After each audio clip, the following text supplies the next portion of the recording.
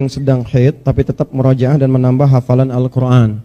Nah, teman-teman sekalian, perempuan yang haid ya dianjurkan pendapat yang terkuat kata Imam An-Nawawi dalam kitab beliau itu, bahkan kalimatnya menggunakan ajma'al ulama.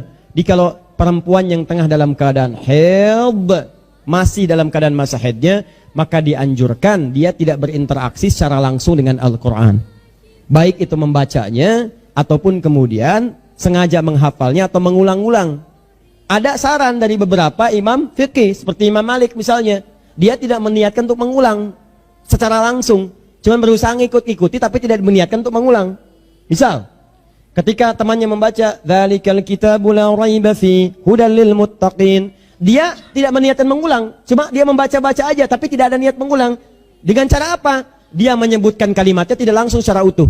Dzalikal kitab, dzalikal kitab, dzalikal kitab, la raiba fi, la raiba fi, la raiba fi, hudal lil muttaqin. Enggak dia sebutkan secara sempurna dari awal sampai akhirnya.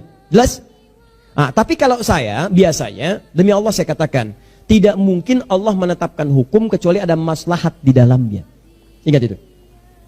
Dan diantara yang paling dahsyat adalah kenapa Allah menetapkan bagi perempuan ada masa haid, sehingga di situ kemudian dia diminta istirahat untuk tidak menunaikan ibadah yang rutinnya dikerjakan. Ada banyak hikmahnya. Pertama, untuk menyeimbangkan dulu kondisi psikis dan keadaan di dalam diri perempuan. Karena dalam keadaan sedang haid itu keadaannya bukan sekedar kotor dalam hal fisik, yang satu saat kotoran darah yang kotor bisa keluar, tapi juga akan berpengaruh pada keadaan psikisnya. Ya, emosinya, ketidakstabilannya, ketidaktenangannya, itu diminta oleh Allah untuk istirahat dulu. Dan yang paling menarik adalah, ini yang paling dahsyat, ketika perempuan sedang dalam keadaan haidnya, maka pahala-pahala yang dikerjakan dalam sucinya tetap diberikan kepadanya secara sempurna. Jelas hadisnya. Idza maridal abdu di Al-Bukhari au safar kutiba lahu mithla ma kana alaihi muqiman sahiha. Jika ada seorang yang sakit atau semacamnya, atau bahkan dalam keadaan safar dia tidak bisa mengerjakan amalan rutinnya, maka pahalanya tetap akan diberikan sempurna seperti kebiasaan rutinnya. Contoh, seorang laki-laki biasa menunaikan salat sunnah, kemudian besok dia hari Jumat akan berangkat ke Bandung. Di Bandung di jalan kemudian belum sampai terjadi macet yang sangat luar biasa. Macet kilometer 57, kemudian dia istirahat, sudah masuk waktunya zuhur, bahkan sudah masuk ke jam setengah 2. Dia prediksikan ke Bandung, nyampainya kemudian maghrib bahkan menjelang isya. Asarnya bisa tertinggal kalau dia paksakan. Maka dia kemudian memutuskan untuk menunaikan jamak qashar. Jamak menyatukan dua salat yang berdekatan, zuhur dengan asar atau maghrib dengan isya. Subuh tidak bisa dijamak. Karena itulah subuh dibuat jauh, ke zuhur jauh, ke isya jauh. Awas hati-hati, zuhur dengan subuh. Jamak apa itu? Jamak taksir, ya kan? Nah, itu gak bisa. Saya taksir waktunya masih bisa dilakukan. Nah, tidak. Baik, paham? Nah, Anda kerjakan qashar. Qashar itu menyingkat. Jadi ada qashar saja, ada jamak saja, ada jamak qashar. Qashar saja, nyingkat saja, tapi tidak dijamak.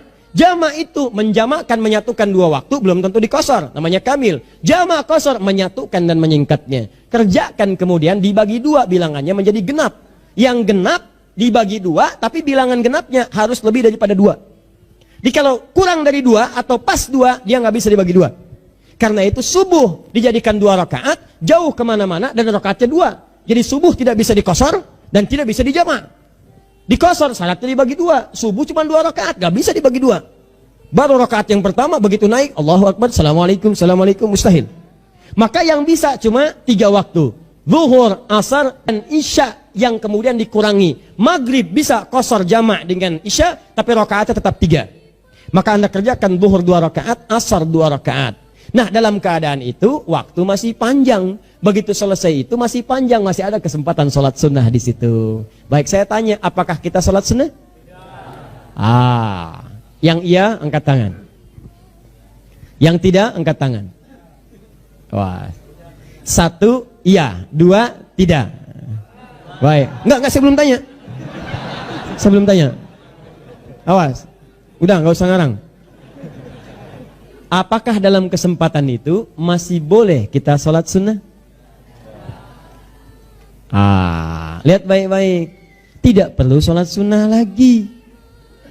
Karena yang fardu aja dikurangin. Ngapain ditambah dengan yang sunnah? Jelas?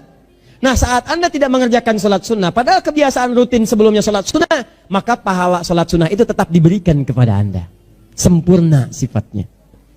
Sempurna. Karena alasan kosor, gak bisa Anda menunaikan sunnah ba'diyahnya. Karena biasanya sholat ba'diyah, saat itu tidak bisa menunaikan ba'diyah, pahala ba'diyah tetap diberikan sempurna kepada Anda. Tidak menunaikannya, tapi pahala diberikan sempurna. Yang paling dahsyat, perempuan yang saat masa sucinya dia mengerjakan amalan bukan cuma fardunya, sunnahnya dia kerjakan, hafalan Quran dia kerjakan, Masya Allah, sholat sunnah dia kerjakan, malam tahajud, siang rawatib kerjakan, duha kerjakan, syuruk dia kerjakan. Yang paling dahsyat dia menghafal Quran, hafalkan. Begitu masuk dalam keadaan haidnya, maka semua amalan tadi dihitung pahalanya oleh Allah. Sepanjang haid dia mendapatkan pahala walaupun dia tidak mengerjakannya. Bisa sering katakan rugi kalau ada perempuan di masa haidnya dia cuma mengerjakan amalan yang fardu aja, rugi. Karena saat masa sucinya nanti, teman-teman sekalian, dia kembali mengerjakan yang fardu. Begitu tiba masa haidnya, Allah hanya berikan pahala yang fardunya, yang lain tidak. Dan itu terbatas. Kalau sudah monofos, nggak akan ada haid lagi, selesai semuanya. Maka saya katakan manfaatkan waktu sebaik-baiknya. Kalau sudah tiba masa sucinya, ayo menghafal. Begitu tiba masa haidnya, tidak usah menghafal, buka murattal Quran, dengarkan aja, simak. Belajar yang lainnya, tajwidnya belajar, boleh. Hukum-hukum belajar, tafsirnya baca. Bagi dua, saat suci menghafalkan ayatnya, saat haid menghafalkan tafsirnya atau memahami makna-maknanya.